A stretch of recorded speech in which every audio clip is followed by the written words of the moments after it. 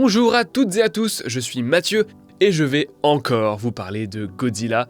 Promis, c'est la dernière fois cette année, puisque je vais évoquer la thune, le box-office et aussi l'image de marque. En effet, ces derniers mois, il s'est passé quelque chose d'assez rare dans le petit gros monde de la culture pop. Deux films issus de la même licence, mais originaires de différents pays, sont sortis il y a quelques mois d'intervalle. Est-ce que ça a donné lieu à une guerre des Godzilla ? Eh ben, pas vraiment, et c'est pour ça que c'est intéressant.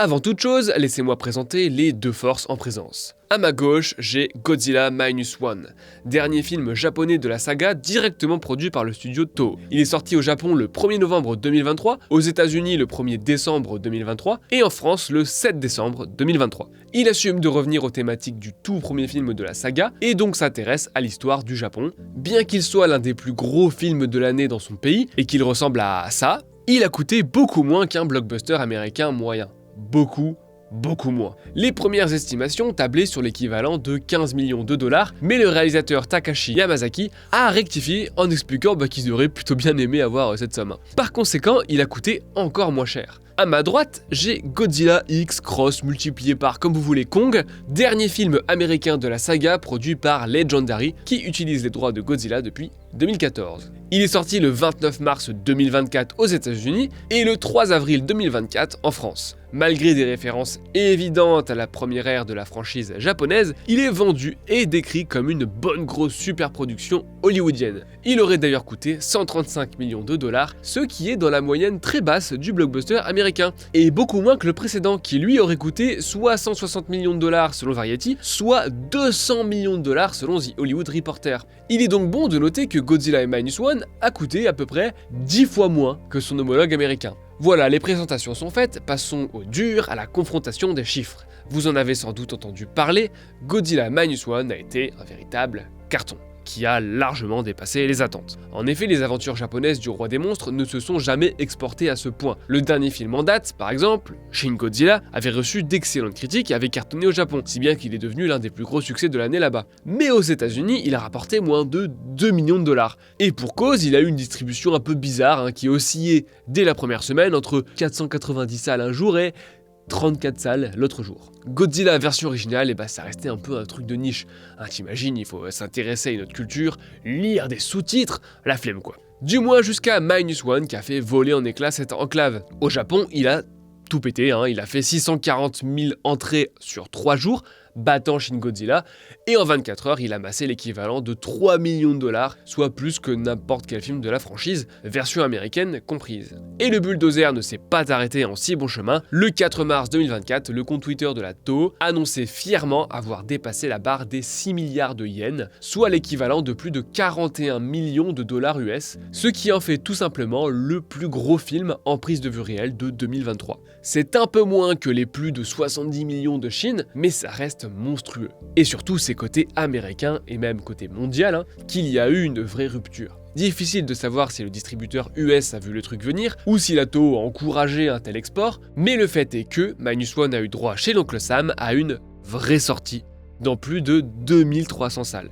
Et c'est à partir de là qu'il a entrepris de conquérir le monde, boosté par un bouche à oreille conséquent, par une excellente presse, puis carrément par les louanges de différents cinéastes prestigieux, Spielberg par exemple, pour ne citer que lui. Minus One est devenu une coqueluche, justement parce qu'il bénéficie, selon les standards hollywoodiens, d'un budget microscopique. Et qu'au moment où il débarque, dans l'esprit des Américains, un gros budget, ça donne ça.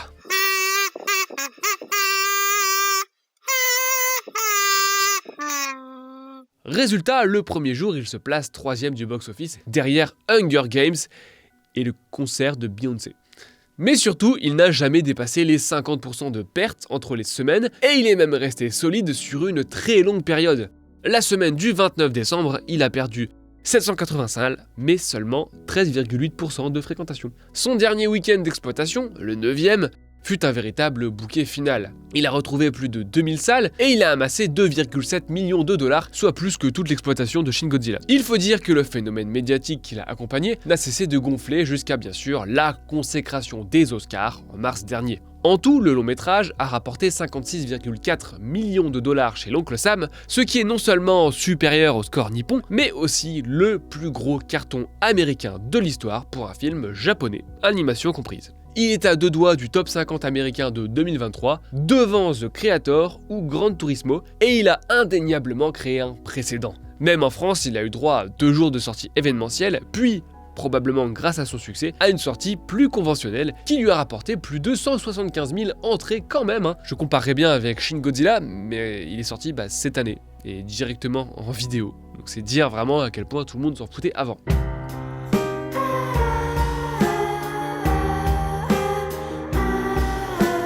Comment expliquer cet entrain général qui a fini par engranger plus de 115 millions de dollars, soit plus que The Creator encore une fois, au box-office mondial? Alors bien sûr il y a la qualité du film, qui adopte une structure bien plus pop que son prédécesseur très expérimental, et donc a séduit un plus large public. Mais surtout, il s'inscrit dans une montée en puissance du soft power étranger ces dernières années, particulièrement venant de l'Asie. Son parcours de superproduction exotique à star des Oscars rappelle celui du génial RRR, rappelle que c'est le meilleur blockbuster d'action depuis Fury Road, qui lui avait amassé 166 millions de dollars dans le monde. Plus généralement, les gros films de cette partie du monde sont en train d'eux aussi dépasser leur niche et de s'imposer au box-office américain. Les grosses fresques chinoises s'exportent de plus en plus, les différentes industries indiennes atteignent au moins une fois par an un public plus large que les diasporas habituelles, on l'a vu avec Pathan et Jawan l'année dernière. Bref, le grand public se détourne de plus en plus de Hollywood pour privilégier des films culturellement différents, mais qui défendent une vision du grand spectacle que beaucoup jugent supérieure à la philosophie américaine actuelle, laquelle ne jure que par les IP et les caméos. En parallèle, les industries locales s'adaptent, s'efforçant de tailler leur tentpole pour l'exploitation par-delà le Pacifique. D'aucuns pourraient penser que les énormes biais nationalistes de certains de ces films, surtout en ce qui concerne les productions chinoises d'envergure, allaient freiner un peu les ardeurs, mais bon, finalement, le cinoche bien réganien, bien américain fuck yeah, a encore la cote, donc pas certain que ce soit vraiment un critère pour le public. Ainsi, le cas de la bataille des Godzilla est assez emblématique, et on pourrait croire que le nouvel opus de la saga du Monsterverse de Legendary allait illustrer la tendance en capitulant face à son rival. D'autant que le précédent volet, censé être l'acmé de cet univers, mais qui chez nous est arrivé sur la télé était sorti du coup en pleine période de Covid, limitant son influence. Sauf que non, Godzilla X Kong a plutôt bien marché. Alors il a eu un parcours presque inverse, il a très bien démarré, puis il a vite périclité. Il a dépassé les 80 millions de dollars pour son premier week-end avant de perdre 61% de fréquentation, le tout sur un peu moins de 4000 salles, mais après à peine 3 semaines d'exploitation, il est quand même à 487 millions dans le monde, ce qui est plus que Versus Kong et que Godzilla 2. Sur le strict terrain domestique, il est même plus haut que Kong, et pas si loin du Godzilla de 2014 qui était à 200 millions. Bon, par contre, à l'international, les deux films ont largement dépassé les 500 millions, donc ils ne devraient pas non plus les battre. Reste que la franchise continue à se défendre, là où certaines de ses congénères se pètent allègrement la margoulette. D'ailleurs, à l'heure où j'écris cette vidéo, les deux films en tête du box-office 2024 sont Dune 2 et Godzilla X Kong, soit les deux films Legendary. Logique, en termes de ton, ils sont vraiment très similaires.